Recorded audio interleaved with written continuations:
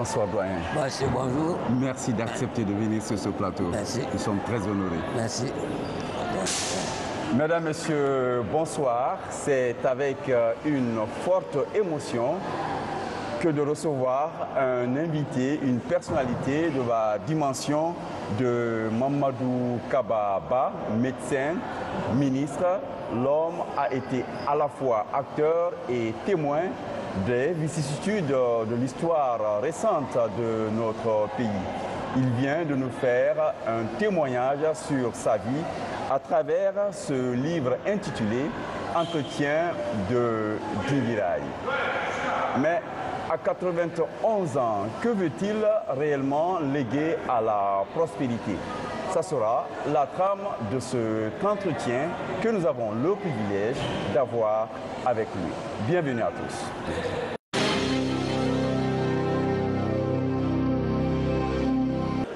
Merci de nous accepter chez vous, notre invité. C'est une forte personnalité.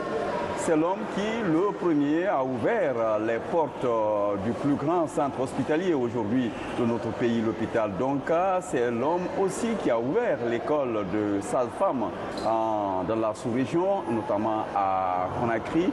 Il est connu, il a été connu et aujourd'hui il nous revient avec un livre. Doyen, vous avez été aussi ministre, il ne faut pas l'oublier, député à l'Assemblée nationale. Ouais. Depuis 2002 pratiquement, vous avez quitté la scène publique. Ouais. Doyen, bien avant de rentrer dans cet entretien, je serais curieux de vous demander et de savoir aujourd'hui comment est-ce que vous vous sentez réellement à 91 ans? Ben, je me porte bien. Mon cerveau est clair, mon esprit est clair et je respire, je marche. Vraiment, j'ai une bonne mémoire. Et je suis en bonne santé physique, mentale et professionnelle. Donc je me sens bien. Il n'y a pas de médicaments ni rien. C'est la bonne alimentation au village en brousse. Il n'y a pas de cube magie, il n'y a pas de ceci, cela, il n'y a pas de boissons gazeuses, il n'y a pas de... Vraiment, il n'y avait que des choses naturelles. Le gombo, le jacadou, comme on dit, et les feuilles d'arachide, les feuilles de pélitoro, tout ça, on ne mangeait que des choses naturelles. Donc, je crois que ça joue. Bon, j'ai la chance aussi, dans ma famille, on vit longtemps.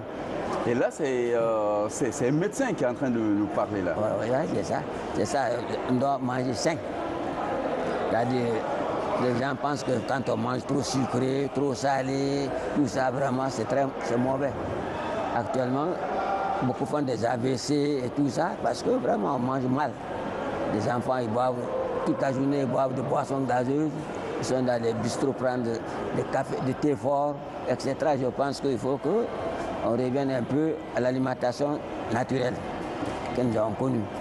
Et si aujourd'hui j'ai 91 ans, c'est grâce à Dieu, mais parce que quand j'étais jeune aussi, on faisait du sport. Dans mon village, avant, il n'y avait pas de balafon, il n'y avait pas de tam-tam. On était obligé d'aller chercher les joueurs de choses à Kita, au Mali, ou à Ségou. À Dinguiraye, avant, c'était la lutte. Il y avait une sorte de rugby qu'on appelait Ergela, qu'on faisait. Donc vraiment, on ne dansait pas. On était là venus pour faire la guerre sainte de la Joumar. Tout le monde nous connaît donc. On a vécu d'une manière saine et naturelle. Et ce qui vous a donné encore cette force, cette aptitude physique et mentale à pouvoir nous léguer aujourd'hui vos mémoires dans les entretiens de Dinguiraye. Première question, pourquoi les entretiens de Dinguiraye? Parce que alors que le livre parle pratiquement très peu de Dinguiraye, peut-être pour l'enfance, la formation coranique, mais après, on parle plutôt du médecin à Conakry, à Sigiri, ou bien de votre formation en Europe, et puis de vos activités politiques à Conakry. Je préfère, j'ai pris entretien de Dinguiraye, puisque Dinguiraye est une ville historique, connue dans toute l'Afrique. Vous ne verrez jamais un livre d'histoire sur l'Afrique occidentale où Dinguiraye ne figure pas en bonne place.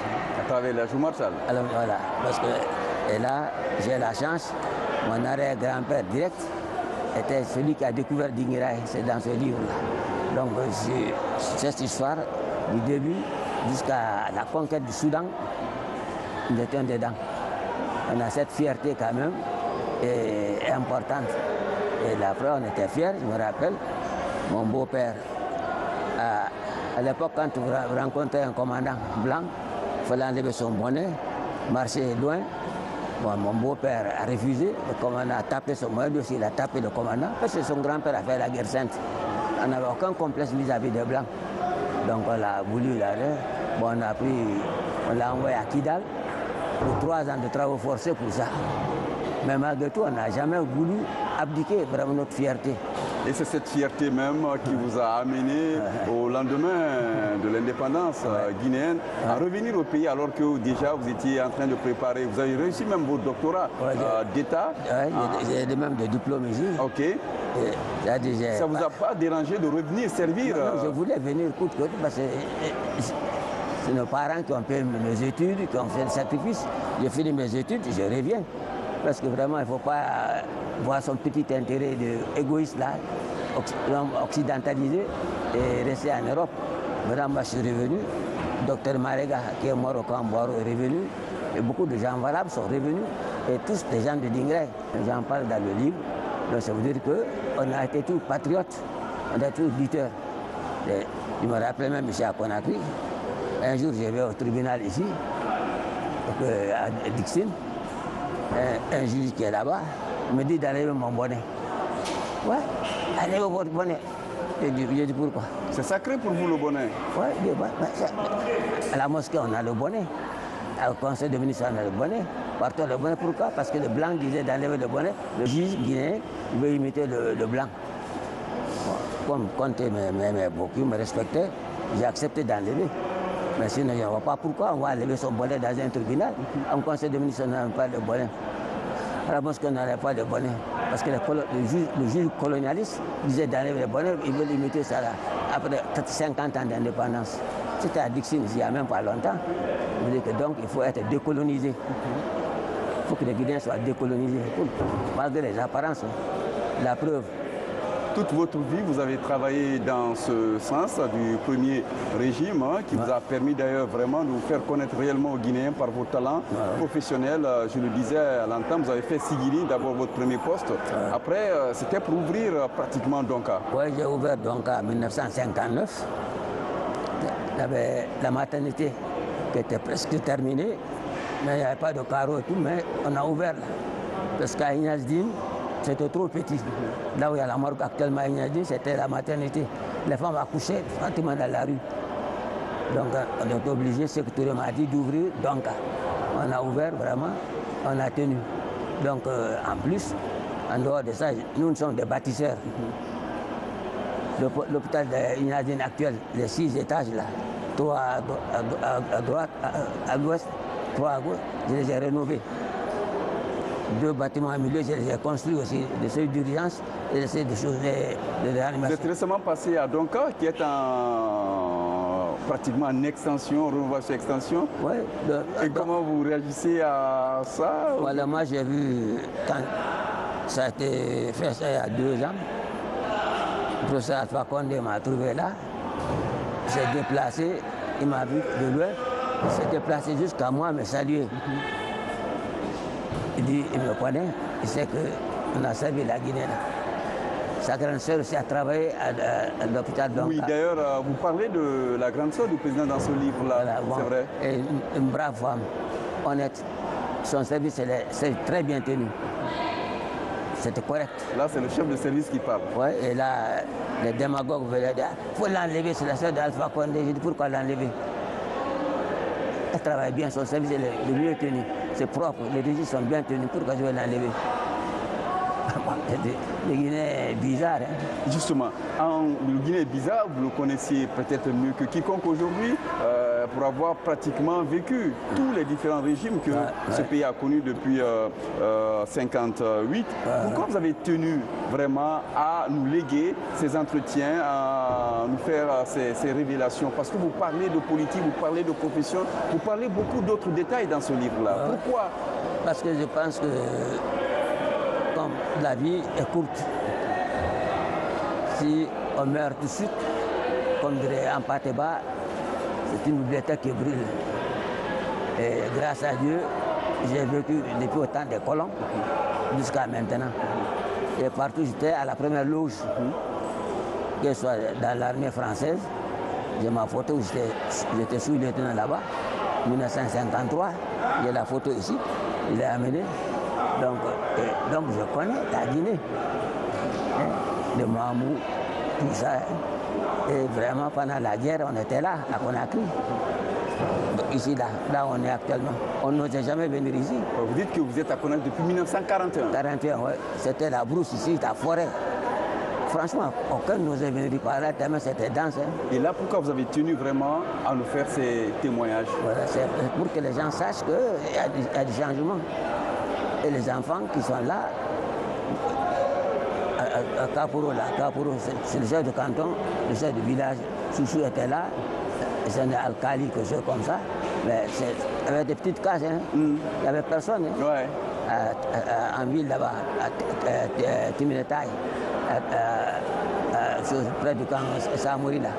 C'était un quartier pour le Wondi. Il y avait des singes ici à l'époque, pour le Wondi. Des Moudoula, il y avait des chimpanzés ici vers là, des Moudoula. Des Moussa, c'est des chimpanzés, quoi. En faisant la conclusion de votre livre, de vos mémoires, vous avez écrit ceci.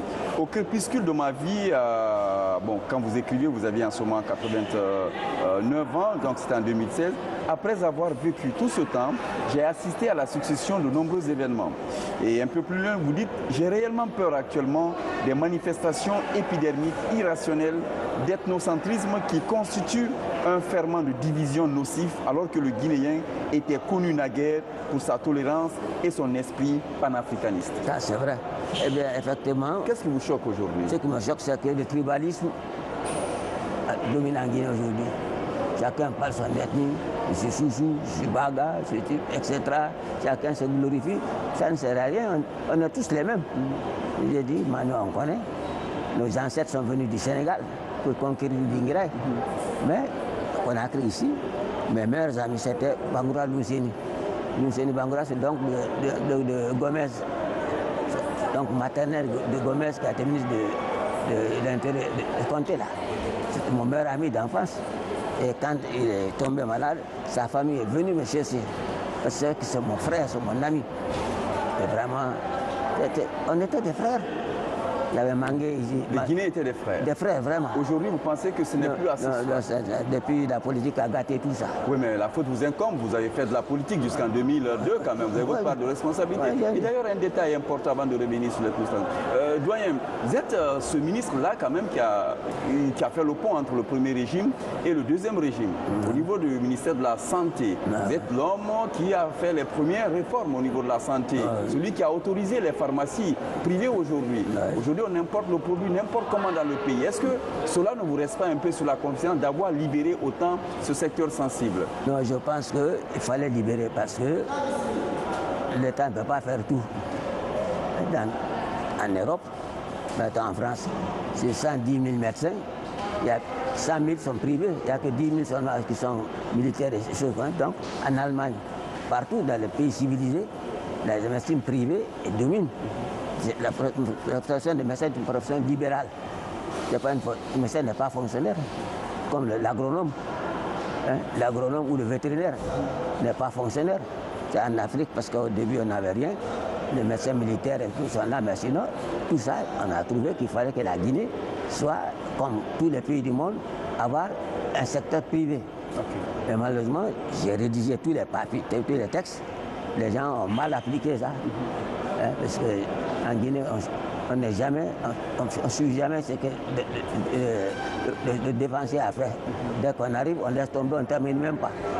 Le plan triennal, au lycée Donka, au lycée Apoli, il y a des bâtiments du plan triennal encore là, qui ne sont pas achevés. Alors qu'on a pu les terminer, on a commencé d'autres bâtiments. Donc c'est qu'en Guinée, on pense que dès qu'on remplace un ministre, il faut abandonner tout ce qu'il a fait et faire autre chose. On ne peut pas continuer comme ça. Quand on arrive à ça, ce bâtiment est là, il faut l'entretenir. Mais il faut pas dire donc, vous pensez aujourd'hui, la faute, ce n'était pas d'avoir libéralisé autant, alors que Pharma-Guinée était bien. Il fallait, c'est les garde-fous qui n'ont pas... C'est respecté. Donc sinon, Pharma-Guinée commandait les médicaments. quand j'étais ministre de la Santé, j'ai été en Chine. J'ai été à Canton. J'ai fait une commande d'objets de pansement et tout. Nous rien presque. Les gens voulaient qu'on commence en Europe, tout ça. C'est 10 fois plus. Eux-mêmes, ils achètent les produits là-bas, les reconditionnent pour nous les vendre. Ils vont à Canton, ils prennent tout là-bas, ils mettent dans des boîtes dorées et tout ça. Et après, ils nous vendent ça à un prix double. Eux-mêmes, ils se ravitaillent là-bas. Donc j'étais en Chine, j'ai vu, j'ai commandé. Pendant 3 ans, on n'avait pas besoin de pansement, ni de suture, ni rien, tout était là. Parce qu'il faut savoir aimer son pays, ne pas son propre intérêt. Justement, aimer son pays, travailler avec patriotisme, ça sera le deuxième volet de cet entretien que nous sommes obligés d'éclater en 2 parties. Là, nous sommes pris par le temps. Merci à vous qui avez suivi cette première partie de l'entretien avec le doyen Mamadou Kaba. Merci à vous. Nous vous donnons rendez-vous la semaine prochaine pour la deuxième partie.